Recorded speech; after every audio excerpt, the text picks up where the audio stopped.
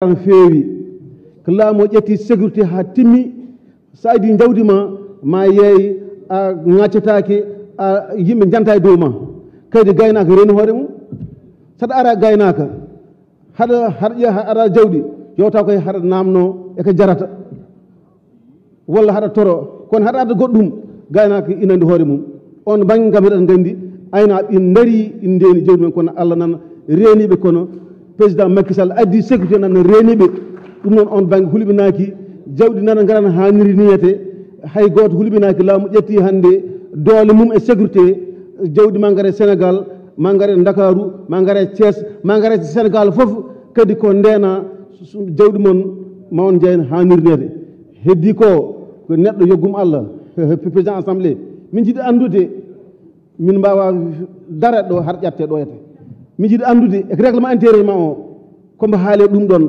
somo haali ɗum ɗon kilifa mi jiiɗa kilifa jenneteɗo min en ganda ɗum enen ɗum ɗon e nder règlement intérieur o mi jiiɗi andude ko ƴattiɗo kilifa hono waɗante ɗum noon ya dara ɗum ɗon min ganda ɗum ɗon guila law saabu wonko wawa muñade heccanki en jiiɗo golle ɗe jooɗani neɗɗo mbo gumani Allah mbimi gumani hoore mum ko probléme abbite Macky Sall 2024 jeedi ngala jeedi mbatta ko 4e mandat e 3e mandat ko Macky Sall woni candidat men 3e mandat ko Macky Sall en ngala goɗɗo wiite 4e walla 5e ɗon waɗi jeddi kono 3e mandat en darima en mbi ko Macky Sall woni candidat men ɗum koye mata wona bakkat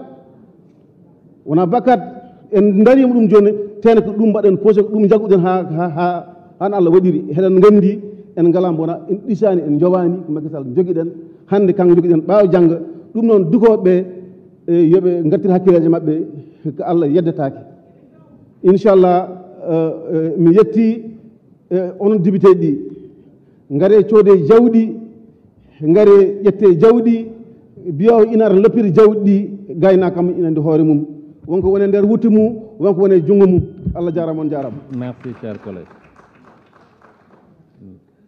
La parole est à notre collègue Birame Souleye Diop. Sokhna Mbodj, la suivante.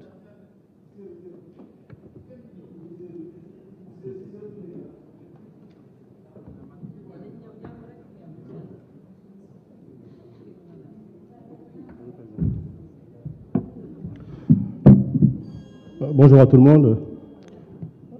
Nous sommes là donc pour travailler sur la ratification donc des différentes chartes et conventions que doit signer le Sénégal, que doit ratifier, disons, le Sénégal. Je parlerai surtout de la charte africaine des statistiques. Parce que, comme on le sait, le Sénégal est le 4e pays à avoir adhéré à la norme spéciale de diffusion des données par la qualité de ces données. Et aujourd'hui, tout le travail qui doit être fait, c'est un travail d'amélioration du dispositif de collecte. Alors, nous le savons. Mais il y a une grande préoccupation, c'est que le constat pour les hommes du sérail qui connaissent la matière, c'est que le Sénégal est un grand pays producteur de données statistiques. Mais c'est un faible pays consommateur de données statistiques. Et la conséquence, c'est que, de tout temps, tous les travaux de collecte de données, en tout cas, n'ont jamais été financés proprement par l'État du Sénégal. C'est les bailleurs de fonds, la Banque mondiale et autres, qui collectent des données pour donner à l'État du Sénégal et qui, à son tour, n'est pas en mesure, ou bien plutôt n'est pas dans les dispositions de pouvoir consommer, assimiler et travailler sur la base de ces données qui sont collectées. C'est une préoccupation fondamentale. On aurait pu faire énormément de développement là-dessus. Je pense qu'avec la ratification de cette charte, avec l'harmonisation que cela permet, il y aura plus de rigueur et plus d'encadrement. Ça sécurisera plus davantage d'ailleurs les experts statisticiens, les meilleurs que nous avons au Sénégal, et nous permettra d'avoir désormais, donc, à nous-mêmes, Sénégal, absorber nos données. Mais ça, c'est le cadre technique. On aurait pu se prononcer sur les autres lois. Mais il y a une question d'actualité qui se pose et qui a justifié des mots qu'on peut qualifier d'assez discourtois et grossiers. Et si je devais les répéter, on a déclaré qu'il y avait des terroristes. La police, aujourd'hui, les constats qui sont faits, et qui tourne autour de la situation, c'est une circulation d'armes dans ce pays-ci. On a vu un numéro 9 portant un fusil d'assaut ou un AK-47. Je rappelle que dans le cadre d'une convention totalement illégale entre l'État du Sénégal et l'avis commercial Bouqueuse, il a été acheté 1500 fusils d'assaut. Il a été acheté 1500 AK-47.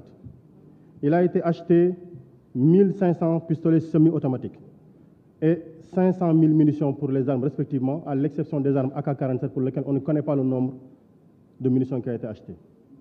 Si la police, préposée au maintien de l'ordre, nous dit qu'il y a des personnes dans ce pays qui circulent parce qu'elles sont étrangères, et jusqu'à présent le juge, le procureur, rapide, précipité à faire des conférences de presse, ne nous a pas encore donné les visages à découvert de personnes qui ont été arrêtées, qui soient étrangères portant des armes.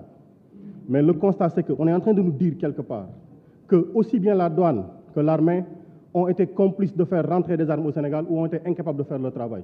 Parce que quand même, que des Kalachnikovs circulent ici comme si nous étions en Afghanistan, que des AK-47 circulent ici comme si nous étions en Afghanistan, que des fusils d'assaut 556,45 mm type B-15 circulent ici comme si nous étions en Afghanistan, il faut se poser des questions. Qui a été l'auteur du manquement pour que ces armes-là puissent circuler dans la rue? Et l'autre constat, on a déclaré que les manifestants se sont tirés dessus parce qu'ils voulaient se prendre des choses qu'ils prenaient dans des boutiques. Mais ça, il y a absolument rien de plus grossier que ceci. Le constat, il est permanent. Il est fait. Si nous refusons de le dire, les autres l'ont dit. On ne se fâche pas qu'on ne se fâche pas pour quand on montre des images. On ne peut pas vous dire, voici la vérité. Vous avez juste à accepter la vérité ou la rejeter, mais la vérité, elle est manifeste. Elle n'a qu'une seule odeur, c'est l'odeur de la vérité. Et cette vérité-là, c'est quoi? C'est que des personnes sont détenues dans les prisons. Leurs parents ne peuvent pas avoir accès à ces personnes-là. Je dis, même le plus exécrable des criminels a droit à une justice équitable. On prend des prisonniers, des gens en garde à vue, dans les prisons, leurs parents ne peuvent pas les voir.